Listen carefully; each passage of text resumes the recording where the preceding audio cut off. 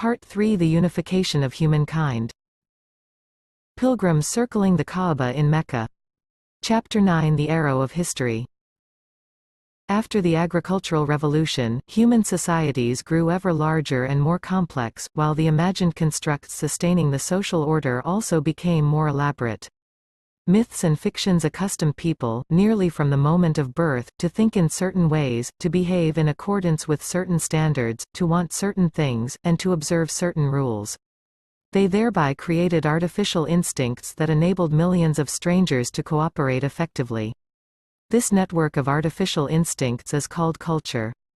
During the first half of the 20th century, scholars taught that every culture was complete and harmonious, possessing an unchanging essence that defined it for all time. Each human group had its own worldview and system of social, legal and political arrangements that ran as smoothly as the planets going around the sun. In this view, cultures left to their own devices did not change. They just kept going at the same pace and in the same direction. Only a force applied from outside could change them. Anthropologists, historians and politicians thus referred to Samoan culture or Tasmanian culture as if the same beliefs, norms and values had characterized Samoans and Tasmanians from time immemorial. Today, most scholars of culture have concluded that the opposite is true. Every culture has its typical beliefs, norms and values, but these are in constant flux. The culture may transform itself in response to changes in its environment or through interaction with neighboring cultures. But cultures also undergo transitions due to their own internal dynamics. Even a completely isolated culture existing in an ecologically stable environment cannot avoid change. Unlike the laws of physics, which are free of inconsistencies, every man-made order is packed with internal contradictions. Cultures are constantly trying to reconcile these contradictions, and this process fuels change. For instance, in medieval Europe the nobility believed in both Christianity and chivalry. A typical nobleman went to church in the morning, and listened as the priest held forth on the lives of the saints. "Vanity of vanities," said the priest, "all is vanity. Riches, lust and honor are dangerous temptations. You must rise above them, and follow in Christ's footsteps. Be meek like him, avoid violence and extravagance, and if attacked, just turn the other cheek." Returning home in a meek and pensive mood, the nobleman would change into his best silks and go to a banquet in his lord's castle. There the wine flowed like water, the minstrel sang of Lancelot and Guinevere, and the guests exchanged dirty jokes and bloody war tales. "It is better to die," declared the barons, "than to live with shame. If someone questions your honor, only blood can wipe out the insult. And what is better in life than to see your enemies flee before you, and their pretty daughters tremble at your feet?" The contradiction was never fully resolved. But as the European nobility, clergy and commoners grappled with it, their culture changed. One attempt to figure it out produced the Crusades. On crusade, knights could demonstrate their military prowess and their religious devotion at one stroke. The same contradiction produced military orders such as the Templars and Hospitallers, who tried to mesh Christian and chivalric ideals even more tightly. It was also responsible for a large part of medieval art and literature, such as the tales of King Arthur and the Holy Grail. What was Camelot but an attempt to prove that a good knight can and should be a good Christian, and that good Christians make the best knights? Another example is the modern political order. Ever since the French Revolution, people throughout the world have gradually come to see both equality and individual freedom as fundamental values. Yet the two values contradict each other. Equality can be ensured only by curtailing the freedoms of those who are better off. Guaranteeing that every individual will be free to do as he wishes inevitably short-changes equality. The entire political history of the world since 1789 can be seen as a series of attempts to reconcile this contradiction. Anyone who has read a novel by Charles Dickens knows that the liberal regimes of 19th-century Europe gave priority to individual freedom even if it meant throwing insolvent poor families in prison and giving orphans little choice but to join schools for pickpockets. Anyone who has read a novel by Alexander Solzhenitsyn knows how communism's egalitarian ideal produced brutal tyrannies that tried to control every aspect of daily life. Contemporary American politics also revolve around this contradiction. Democrats want a more equitable society, even if it means raising taxes to fund programs to help the poor, elderly and infirm. But that infringes on the freedom of individuals to spend their money as they wish. Why should the government force me to buy health insurance if I prefer using the money to put my kids through college? Republicans, on the other hand, want to maximize individual freedom, even if it means that the income gap between rich and poor will grow wider and that many Americans will not be able to afford health care. Just as medieval culture did not manage to square chivalry with Christianity, so the modern world fails to square liberty with equality. But this is no defect. Such contradictions are an inseparable part of every human culture. In fact, they are culture's engines, responsible for the creativity and dynamism of our species. Just as when two clashing musical notes played together force a piece of music forward, so discord in our thoughts, ideas and values compel us to think, reevaluate and criticize. Consistency is the playground of dull minds. If tensions, conflicts and irresolvable dilemmas are the spice of every culture, a human being who belongs to any particular culture must hold contradictory beliefs and be riven by incompatible values. It's such an essential feature of any culture that it even has a name: cognitive dissonance.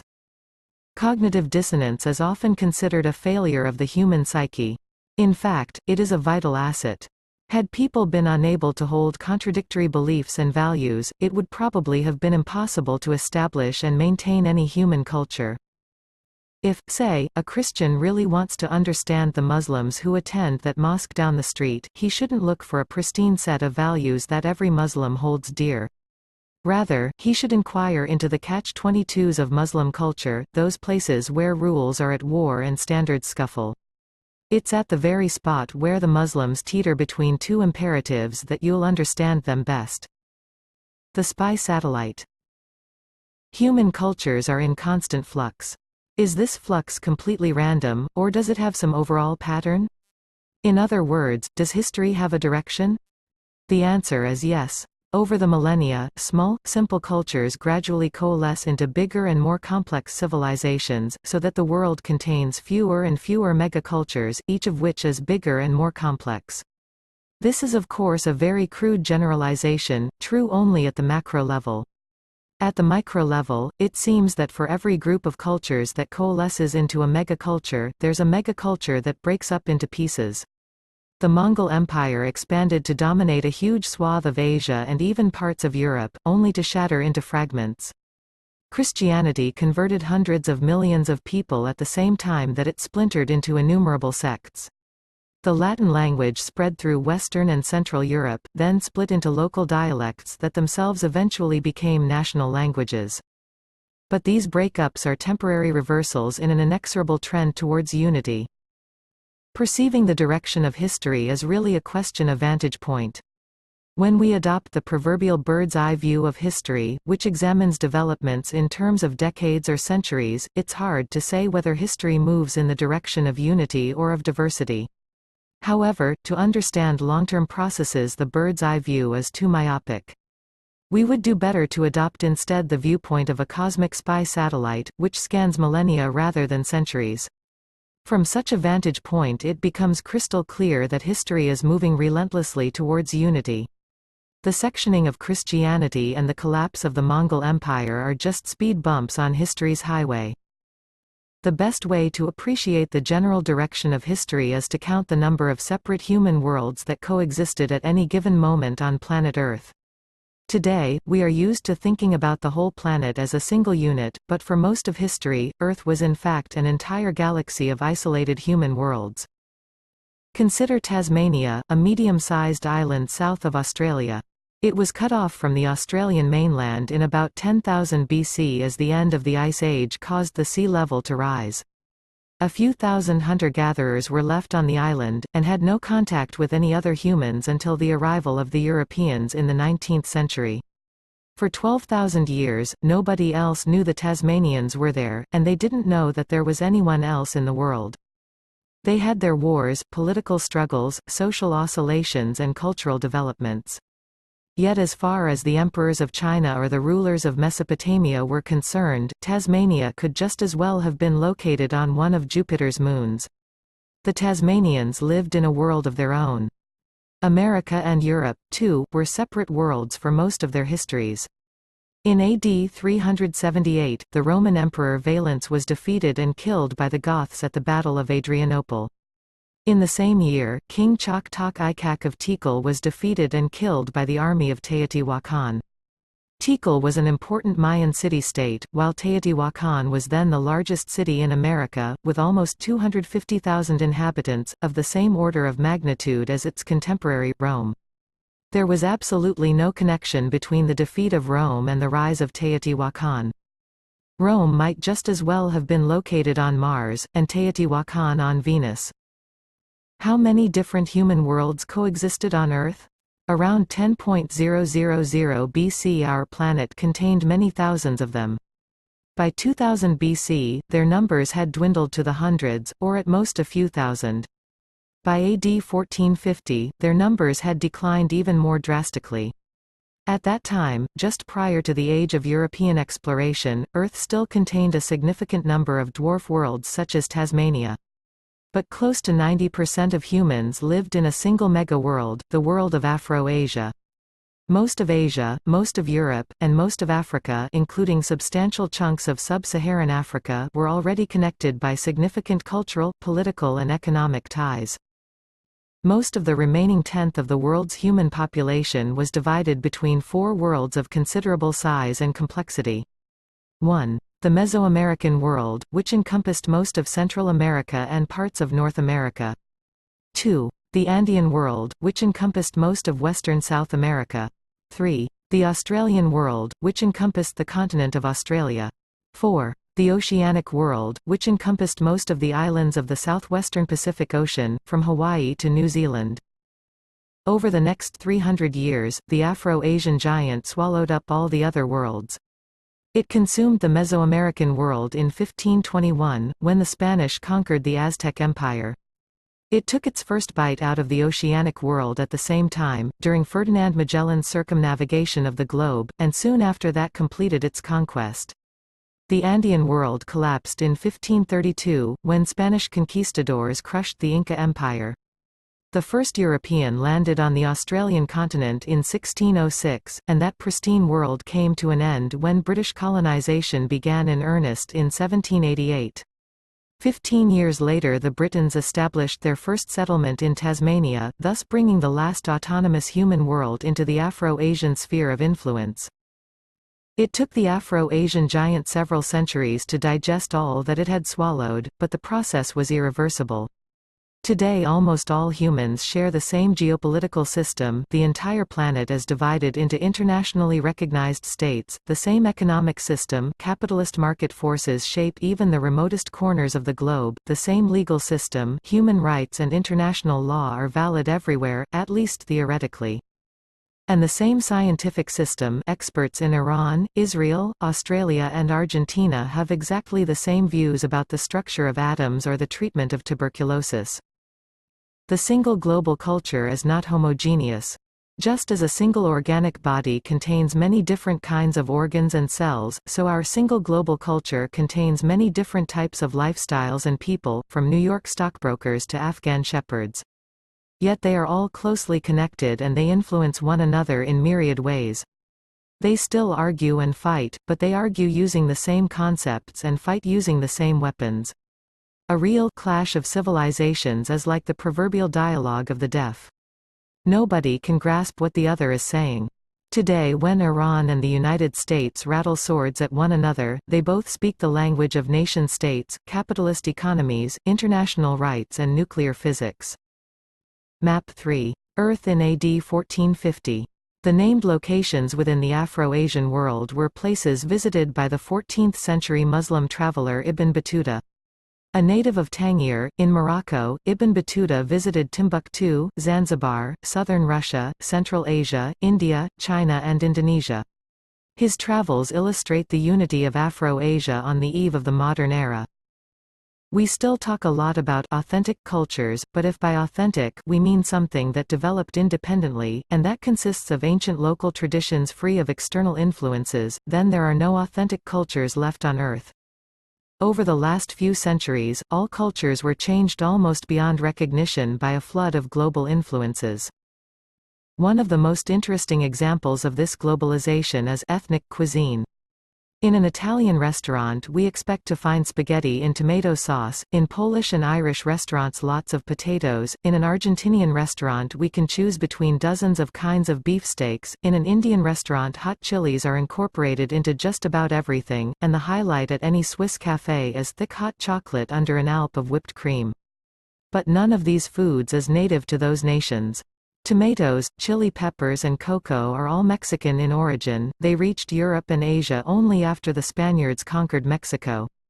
Julius Caesar and Dante Alighieri never twirled tomato-drenched spaghetti on their forks, even forks hadn't been invented yet, William Tell never tasted chocolate, and Buddha never spiced up his food with chili. Potatoes reached Poland and Ireland no more than 400 years ago. The only steak you could obtain in Argentina in 1492 was from a llama. Hollywood films have perpetuated an image of the Plains Indians as brave horsemen, courageously charging the wagons of European pioneers to protect the customs of their ancestors. However, these Native American horsemen were not the defenders of some ancient, authentic culture. Instead, they were the product of a major military and political revolution that swept the plains of western North America in the 17th and 18th centuries, a consequence of the arrival of European horses. In 1492 there were no horses in America. The culture of the 19th century Sioux and Apache has many appealing features, but it was a modern culture, a result of global forces, much more than authentic. The global vision.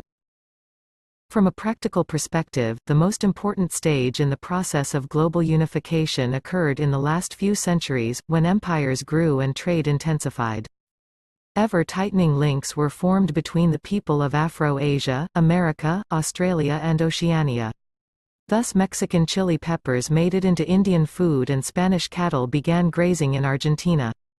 Yet from an ideological perspective, an even more important development occurred during the first millennium BC, when the idea of a universal order took root.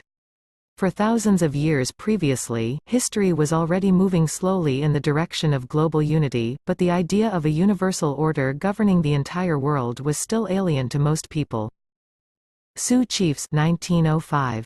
Neither the Sioux nor any other Great Plains tribe had horses prior to 1492. Homo sapiens evolved to think of people as divided into us and them. Us was the group immediately around you, whoever you were, and them was everyone else. In fact, no social animal is ever guided by the interests of the entire species to which it belongs. No chimpanzee cares about the interests of the chimpanzee species, no snail will lift a tentacle for the global snail community, no lion alpha male makes a bid for becoming the king of all lions, and at the entrance of no beehive can one find the slogan, "Worker bees of the world, unite." But beginning with the cognitive revolution, Homo sapiens became more and more exceptional in this respect. People began to cooperate on a regular basis with complete strangers, whom they imagined as brothers or friends. Yet this brotherhood was not universal. Somewhere in the next valley, or beyond the mountain range, one could still sense them. When the first pharaoh, Menes, united Egypt around 3000 BC, it was clear to the Egyptians that Egypt had a border, and beyond the border lurked barbarians. The barbarians were alien, threatening, and interesting only to the extent that they had land or natural resources that the Egyptians wanted. All the imagined orders people created tended to ignore a substantial part of humankind. The first millennium BC witnessed the appearance of three potentially universal orders, whose devotees could for the first time imagine the entire world and the entire human race as a single unit governed by a single set of laws. Everyone was us, at least potentially. There was no longer them.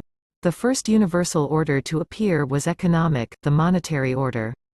The second universal order was political, the imperial order. The third universal order was religious, the order of universal religions such as Buddhism, Christianity and Islam. Merchants, conquerors and prophets were the first people who managed to transcend the binary evolutionary division, us versus them, and to foresee the potential unity of humankind. For the merchants, the entire world was a single market and all humans were potential customers. They tried to establish an economic order that would apply to all, everywhere. For the conquerors, the entire world was a single empire and all humans were potential subjects, and for the prophets, the entire world held a single truth and all humans were potential believers. They too tried to establish an order that would be applicable for everyone everywhere. During the last 3 millennia, people made more and more ambitious attempts to realize that global vision. The next 3 chapters discuss how money, empires and universal religions spread, and how they laid the foundation of the united world of today. We begin with the story of the greatest conqueror in history, a conqueror possessed of extreme tolerance and adaptability, thereby turning people into ardent disciples. This conqueror is money. People who do not believe in the same God or obey the same king are more than willing to use the same money. Osama bin Laden, for all his hatred of American culture, American religion and American politics, was very fond of American dollars. How did money succeed where gods and kings failed?